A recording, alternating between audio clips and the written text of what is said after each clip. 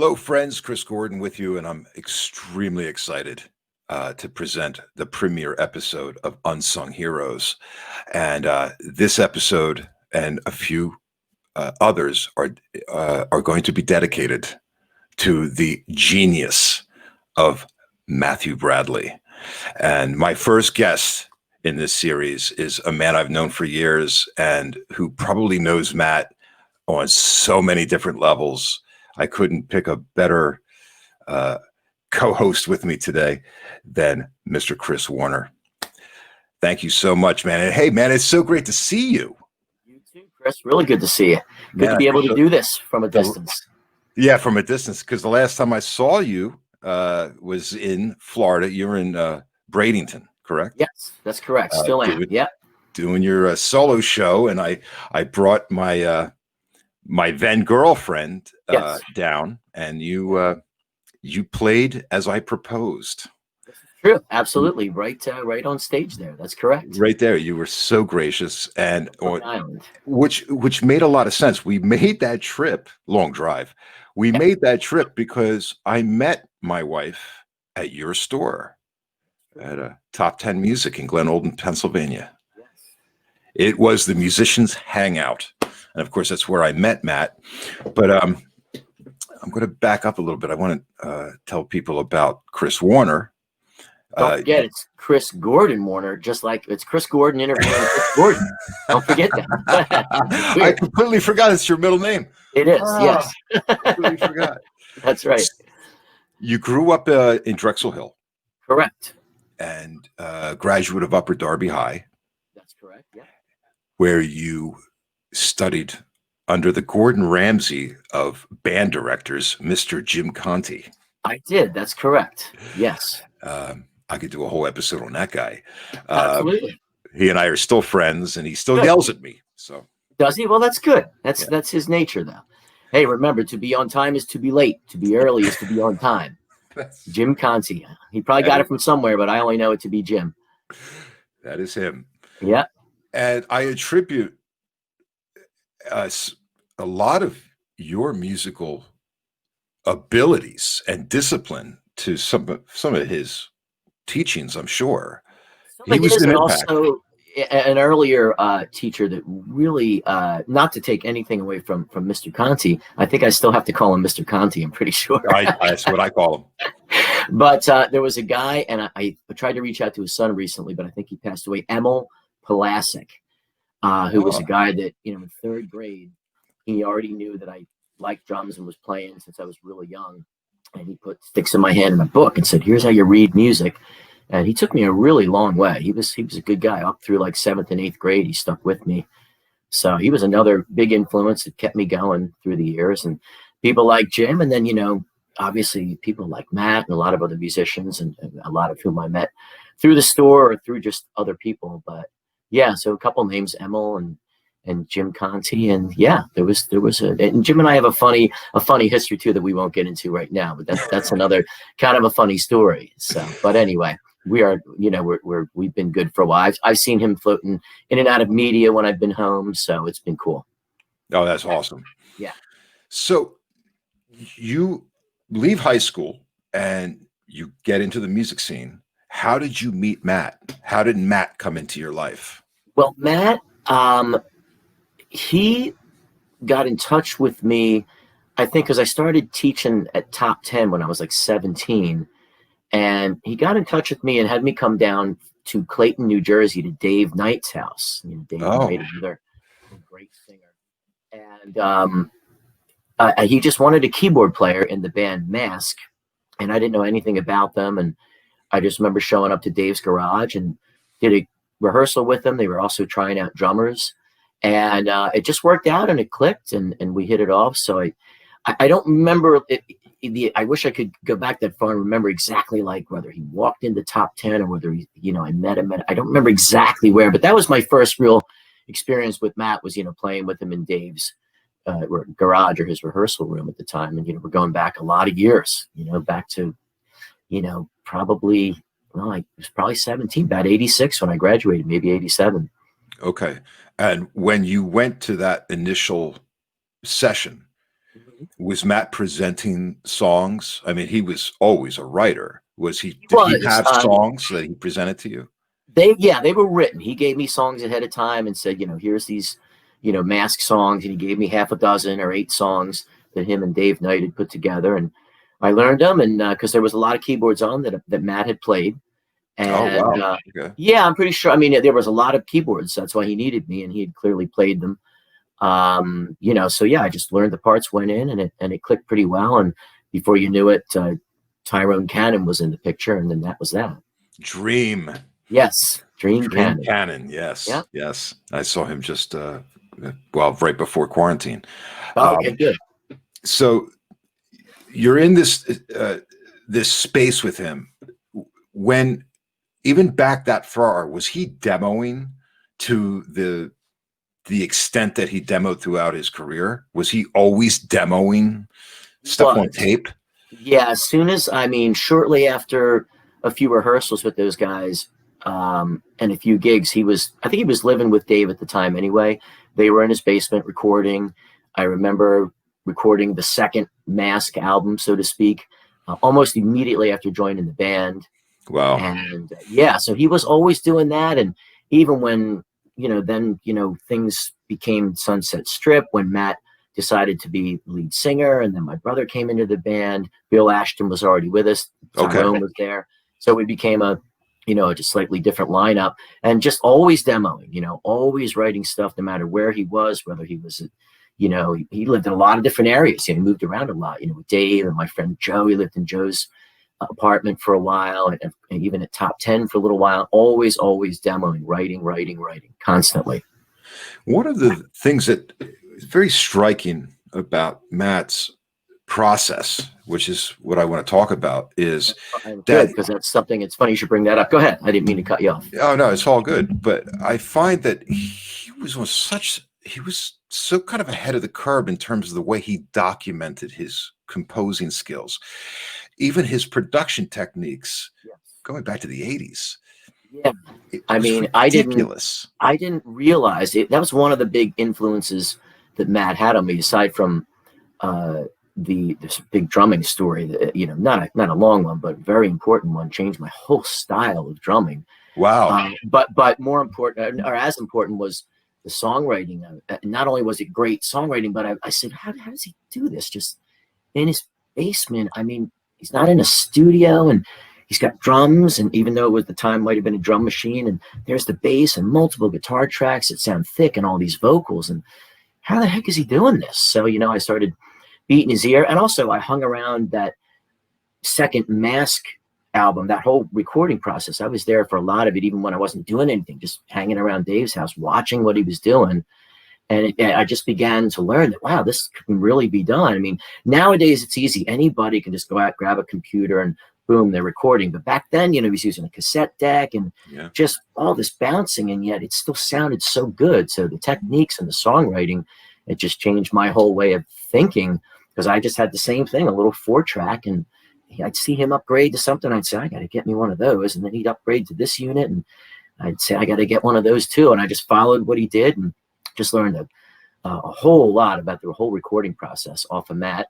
And also have to credit my friend Mark Hafer too. Mark had a lot of these still. Oh, absolutely. He's a great engineer, but Matt was my first huge influence he's the one that got me into really recording. I was just doing these crappy little demos till I realized, wow, this can be a whole lot bigger and better with the same little unit that I have, just knowing what you're doing.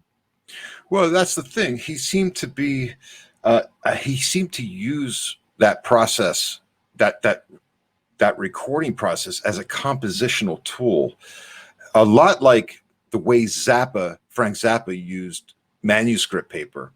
Right. Matt used tape, and we're talking like, I think what was some of these tracks were done on 4-track cassette. I mean, I know the young listeners don't know what that is. Yeah, I know. But there was a time where you only had 4 tracks. Yeah. And it was like an old tape recorder. I've got to press the record and the thing at the same time. But Matt was able to bring this stuff to life. And it's funny you mentioned about the composition process, because I had,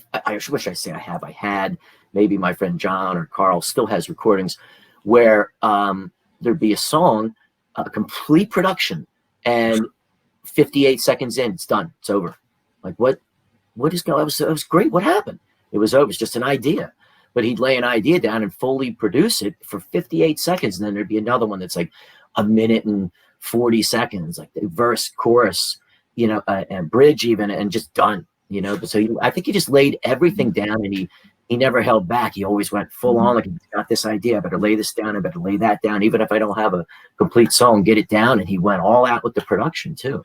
Yeah, and in a lot of ways, some of that stuff came off as vignettes. The piece that we introed our show with, Make Believe Ballroom Time, has that example. Has that kind of, it's a vignette. It's an idea, and then but it creates. And then the one of the last pieces I worked with him on in Los Angeles was Love Ain't That Serious. Oh, okay. Another great one. What a great song. And that song kind of just ends. Yeah. Yeah, it does. You're right. It does. I forgot about that one.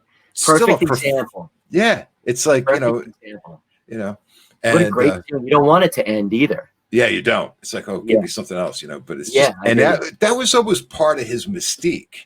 He had that mystique about him where, you'd be hanging out with him, and then you'd look to your left, you'd be like, where did Matt go? Yeah. He just disappeared. He's not here right now. I don't know where he went. Yeah. Maybe we'll see him tomorrow. Maybe we'll see him next week. I don't know. Exactly. Something got into his head. He probably had an idea how to go run and record. Exactly. He had such a work ethic too. When that idea possessed him, it was, with my experiences with him, it was, oh, we're going to do this. And there'd be a lot of times I'd be sitting there watching the process and I wasn't putting it together. I'm like, he'd have a bass line. I'd be like, oh, he's like, oh, I got this, and the next morning you'd wake up and you'd hear this track. You'd be like, it all came from, those 3 notes you just kept beating to death. It was amazing. Because he'd work all night till 8 o'clock in the morning till he got done what he wanted to get done. Yeah, it was in his head. Absolutely. Yeah. Yeah. So you performed. So the performance level with him happened with Sunset Strip. Yeah, we did a lot of Mask shows, and then Mask became Sunset Strip and did a lot of Sunset Strip shows.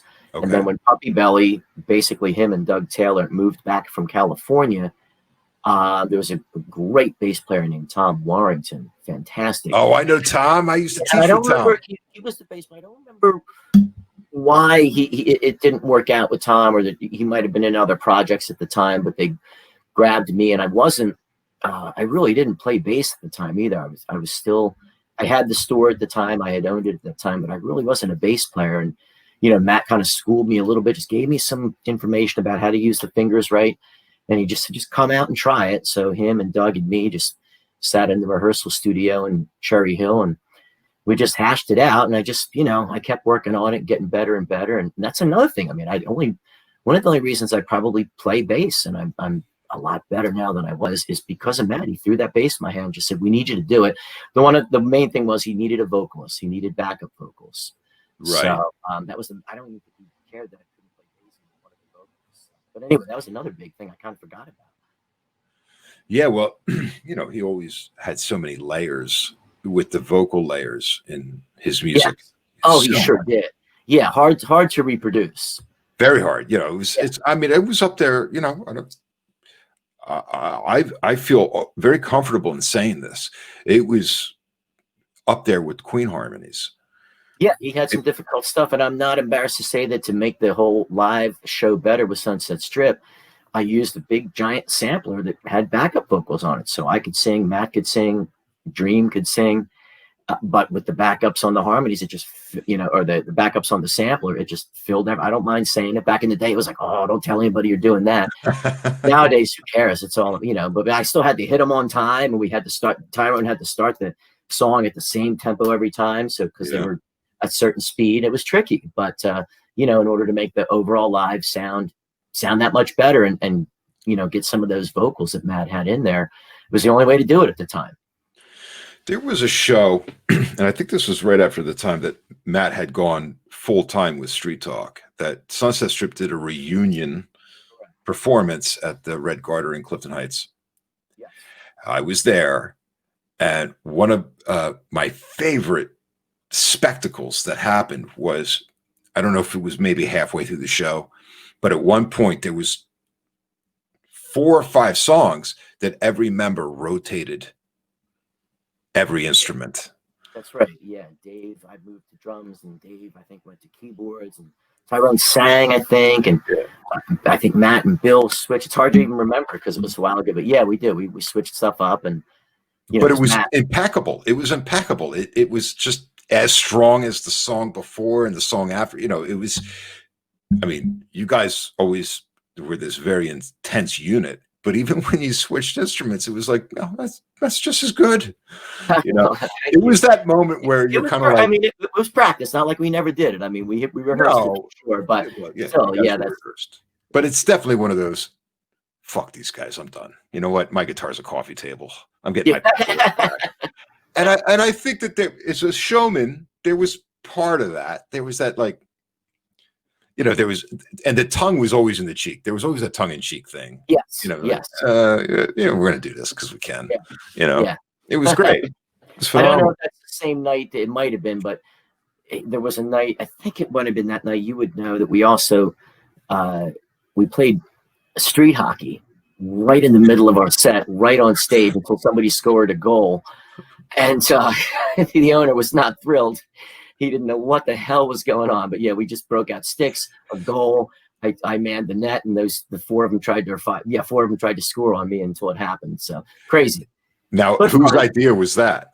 Well, Dave and I were always hockey fans, and Matt knew about it too. So I don't know. It's probably ours, but to have I don't know. We were young. Matt was probably like, dude, that would be the coolest thing ever. He was all for it. Yeah. He was all for it. Yeah. Add a little excitement. You know. That's great. So a lot of the stuff now, you did some writing with him.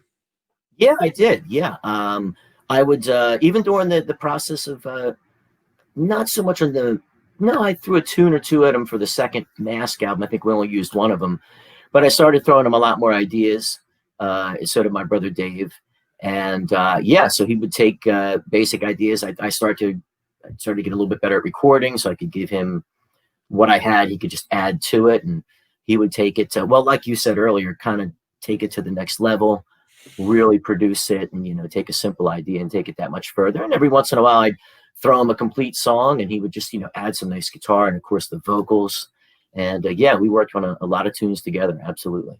Yeah, the medium was always through demoing. Yes, again, same thing. Yeah, which was kind of the forefront because I mean, before the internet, so it was interesting that the cell phones. I mean, you couldn't, if you had an idea, good luck remembering it if you don't lay it down. Yeah, you gotta lay it down. Record on your iPad or your cell phone, it's like I do nowadays, and say, let me just throw this down real quick. It takes 30 seconds. Right. You can sing, you can play, it picks up everything you want.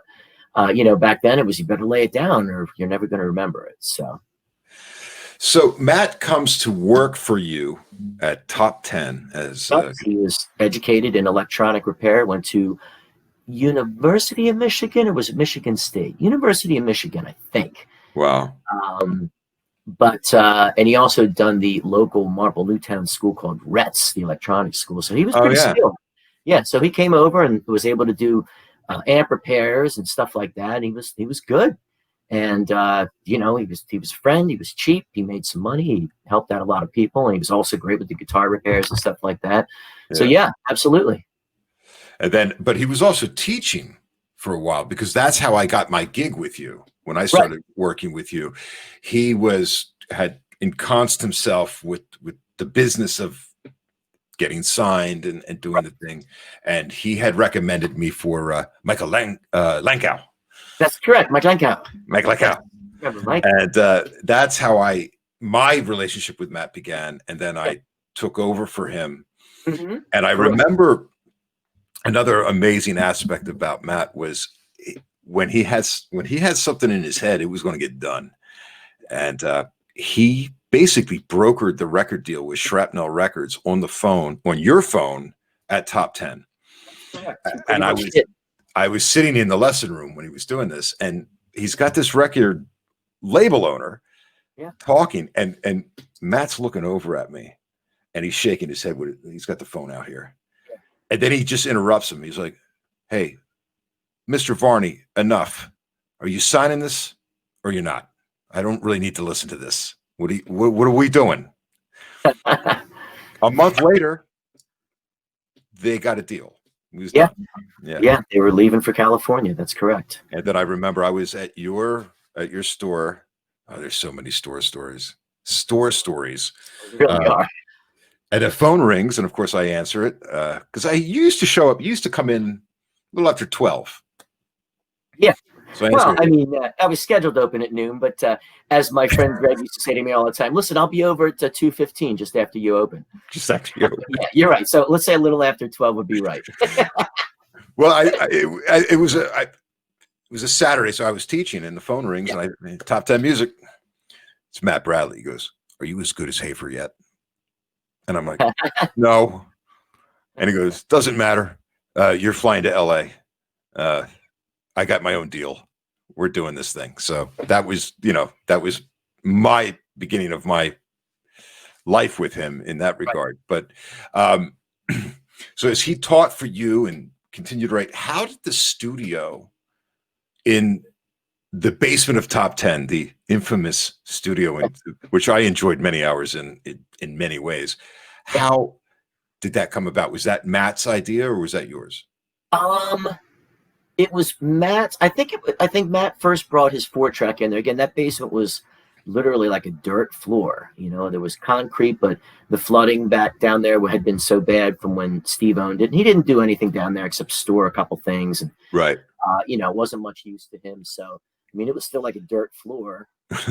Matt just kind of put his 4-track down there and a couple of speakers that he came across and, real small area, just kind of, I think he hung rugs for sound purposes and to give himself a little booth, so to speak. Yeah. And, he started building on that little by little. He eventually, moved basically the same studio to Drexel Hill when he stayed at my friend Joe's house and rented an apartment in the lower level of that building. And I just moved my stuff down there and eventually have to give credit to my friend Mike Glancy, who had been building some studios in New York. He kind of learned how to do it and said, we can kind of do the same thing here. It's not going to be that hard or that expensive. And we eventually, over a few years, put the drywall up and got the glass from the neighbors at Top 10, the glass shop, and put it all together and just kept, expanding from reel to ADATs to computers, etc. But yeah, Matt kind of, put it down there and kind of got it started. I was always recording, but I never really used the basement down there because I didn't want to, and Matt didn't care. He just he didn't need a spot, and he stayed there for a while too when he needed to, and he didn't care. He would shower out back of Top 10 when it rained. Yes, and let's not forget the milk cartons. Yeah, milk cartons and the shopping bags in the register. We don't have to get into too much detail. No, I understand, but it's just funny, harmless. Brutal pranks sometimes, but all in good fun. Well, they were they were eccentric. Yes, but it also showed the sign. It also showed the side of his genius. Correct. This is somebody who's moving at such a speed, right? In regards to his composing, his playing. Again, another multi-instrumentalist, and he also had a vision of what he wanted that was ever changing. He was always evolving. He was. Some would say even maybe too quickly. Yes. In the sense that the great demo that he has, him and Doug put together, called the Puppy Belly demo, is still a great demo. And I just think that it was a little ahead of its time, unfortunately. Yeah. Just a little ahead.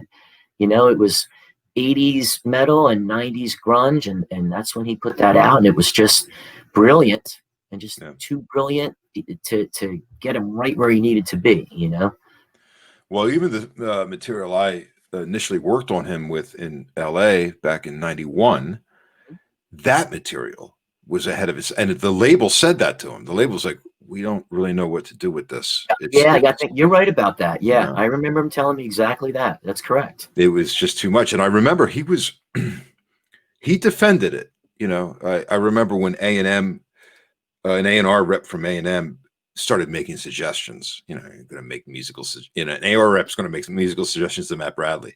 Bradley just walked out of the guy's meeting. job, technically. Yeah, it's like, what? Are you serious? When I first moved in with him in North Hollywood, I had the old DR 550. Yeah. Which is like unbelievably, by today's standards, barbaric. I know, yeah.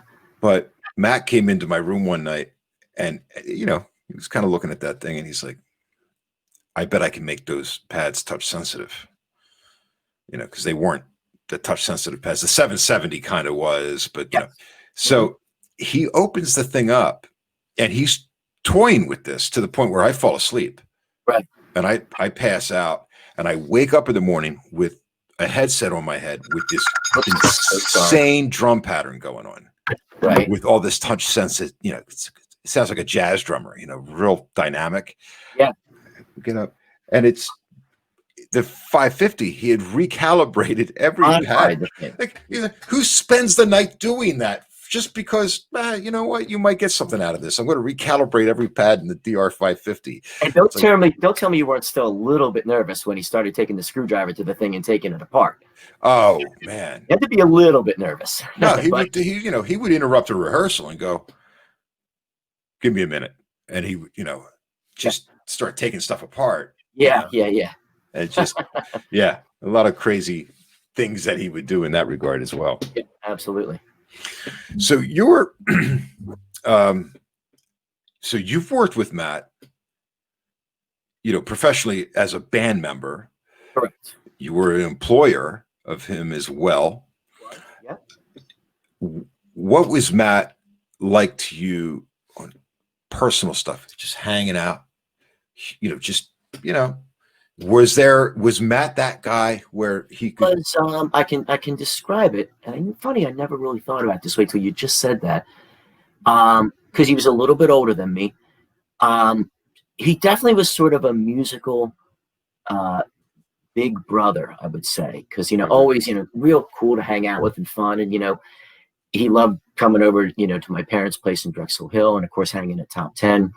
But there was always music in the talk, and which brings me to I already told you about like the songwriting and the recording thing and even the bass thing I mentioned. But one of the biggest things for me was, I grew up mainly as a drummer and a piano player, and drums were just my thing. And I grew up on Yes and Rush and Genesis, that was that style player. And I remember him, sitting down with me one day and saying, just, can you play groove? And I said, sure. And I just played some stupid beat. And he's like, that's not a groove. Wow. And instead of saying, here's how to do it, he said, let me give you some stuff to listen to. And some of the stuff was even drum machines like Grace Slick, Mr. Mister. He said, listen to the way this guy works those hi-hats. And wow. I was like, wow. And I started really listening, absorbing it. Scritty Politti, totally electronic music. But the grooves were like, wow, I get what he's talking about. And I realized that a groove can be as simple as go, da, go, da, go, da, go, da. And I realized it's about movement and being able to almost dance while you're behind the kit and move. Yeah. And I changed like my whole style, especially here in these different, and that's kind of what Matt was looking for at the time. And not again, this was, I was drumming in and out here and there, before we got Tyrone permanently in the picture. And even there was a little portion, I think even after Tyrone, where I might have got behind the kit for a few months as well. I don't remember exactly, but that he was always, influencing me in one way or another, whether he meant to or not. Sometimes we just talk about this, but like I said, sort of a musical big brother, always, just because I did really look up to him and everything musical. I was like, man, he's not the kind of guy that wouldn't tell you how to do something. Even vocally, I remember years ago, if I'm not talking too much, I apologize if I am, vocally, he tried to teach me that there's a certain way by lightly hitting a high note, you can actually reach the note better than if you try and belt it. And only more recently, like in the past 5 years, when I've really had to sing, as a lead vocalist, do I now really understand it, and I actually am able to use it and hit, not super high notes, but notes that I would struggle with. I Right. use what he taught me, and I say, that's exactly what he meant, and I can do that right in this song, and I do it, and I'm like, there it is. Yeah. Yeah. So many little things: vocals, drums, recording, songwriting, bass. That's 5 huge things in my life. I didn't even Yeah. realize it until we started talking about this. I mean, I did and I didn't, but now that's probably 10 more, but we only have so much time. Yeah. No, it's huge. It's Yeah. huge. Yeah. Yeah. Yeah. I mean, and I think he was if not the most amazing drum programmer Oh, I had ever experienced, because I was always influenced by the way he would always have that kick follow he would always push that kick after the snare, trying to duplicate some of those beats. Not that I was, his drummer, like when he got that Akai drum machine and Oh yeah. started the Puppy Belly stuff. It's like, wow, man. Yeah. And trying to duplicate that stuff just on my own time for fun was very tricky. But yeah, he was a master drum programmer. That is He for really sure. was. And he understood groove. And you're right. He was a musical big brother. And I think he was a mentor and a teacher. Yeah, good way. Absolutely. Those words fit right in for sure. There's no doubt. And it was completely natural for him, to be that way. Yeah. Like, I mean, like you said, he wasn't sitting you down in a clinical way. He was just like, hey, Not at all. No, it was just a normal conversation where I just absorb it and say, okay, cool. It's so amazing, and I know it's some people who have not known Matt Bradley, and when I speak of him, they sound like, it sounds like hyperbole to them. It's not. He was ahead, always ahead. Yep. And I think that was, might have added to some of the tragedy towards his end. Yeah, but perhaps. I mean, you see that a lot in lots of businesses, but especially the music business. That genius can lead to a lot of difficulties sometimes. Yeah. Absolutely. But one thing about that, real quick to interject, not that you haven't already pointed it out, but that he was always, even being ahead, and everybody looked up to Matt. Everybody, but he was always extremely down to earth. He would talk to anyone and everyone about whatever you wanted. Yeah. No problem. No problem at all.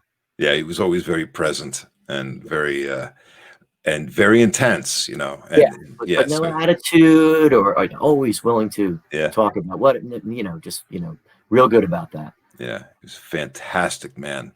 And it was very important for me to talk to you about this, because I know that you had been ensconced with him for years.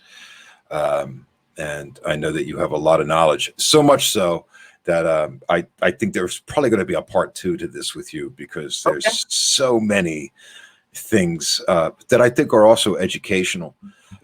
You're a teacher as well as a performer, because I know you're performing a lot in the Sarasota area in Bradenton. Yeah, absolutely. With your solo project, but you're also teaching. I am. I'm teaching. I'm just doing mostly 1 day a week, just because the playing is, since I've been here a few years, I've finally been able to establish myself. I also have a duo. I'm playing with a keyboard player and a vocalist named Morgan Bryant, and she's fantastic. So the acoustic and piano just sound great together, and we both sing. Oh, that's great. Now we just did our first gig last night, actually, which went really well. And now I'm also drumming in a band called Part-Time Genius. So nice. Yeah, I just wanted to be out there, and I'm finally, back behind the drums, and it's fun to be there, and I'm happy to be doing it. So I'm staying even busier. If it wasn't for COVID, like 2020 for me was going to be like, this is the year. Yeah. Between the new venues and all the places I'm playing now, and then my thing with Morgan, Beach Vibes is what we're called, and then Part-Time, I'm like, this is going to be busy. It's going to be music all year, and then COVID hit, and it's like, So, but things are starting to pick up again. Fortunately, certain places are opening with social distancing, so that I'm able to play again. So slowly but surely, we're getting back there. That's good. And of course, through our dear friend Matt Bradley, we always have the studio. So absolutely. Yeah. So Chris, I want to thank you. And I'm actually going to write out this episode with a song that you co-wrote with Matt called Believe. Right. A song that Chris Warner wrote with Matthew Bradley. There's a lot of material. that we want to cover. So there may be a part two, obviously. Sure, that sounds good. And Chris, man, I can't tell you, man, it's not only great to talk to you, it's great to see you. Sure. Great that And we can do this, right? This is kind of awesome. absolutely. And I want to thank you because you gave me my first teaching gig. So, I mean, well, through Matt, but you were my first employer. So it means a lot to me, man. It means a lot. I needed a teacher and you were there. So that was important to me. And I appreciate it. Absolutely. So I very much appreciate it. And thank you so much for joining me on this episode. And we'll definitely have you back. Can't wait for part two. All right. It'll be great. Thank you. And everyone, thanks for tuning in. This is Unsung Heroes. We're doing a tribute to the amazing Matthew Bradley. This has been Chris Warner joining me today. And we will see you soon, my friends.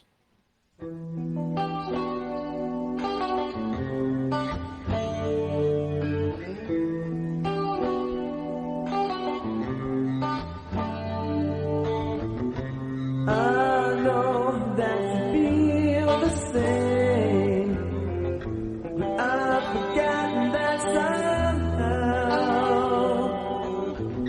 And I know we could never be. We'll have to hold the pain inside. I believed in you,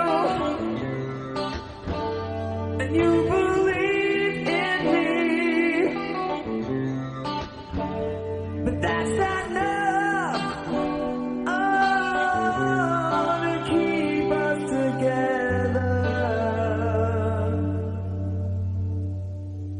And I believed in you,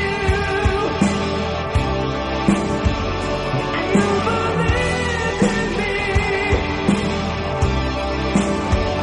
But that's not enough, oh, to keep us together.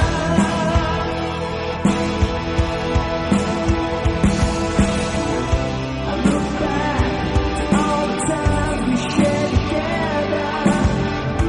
Still remember the way you made me smile. We had the dreams when we left each other. I still think about the way it could have been. I believed in you, and you believed in me. But that's not enough, oh, to keep us together. I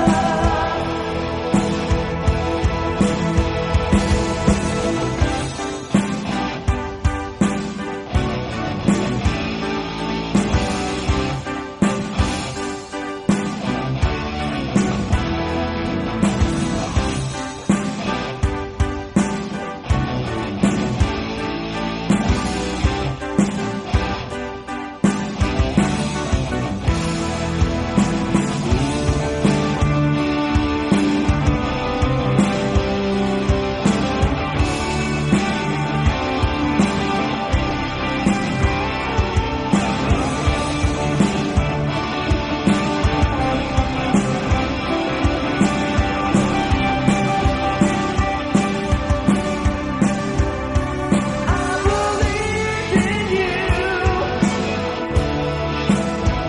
and you believed in me.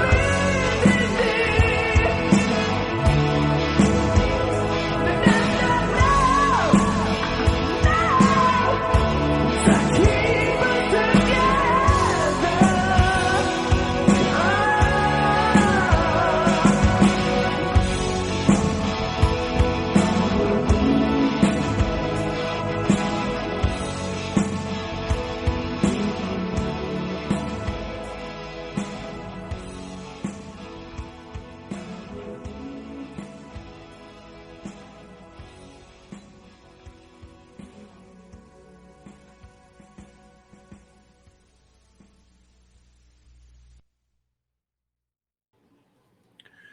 If you or someone you love is struggling right now, especially in these difficult times, please know that there is help and there is hope. Please contact the National Suicide Prevention Lifeline at 1-800-273-8255 or visit suicidepreventionlifeline.org. You have so much to share, and we want you to stick around.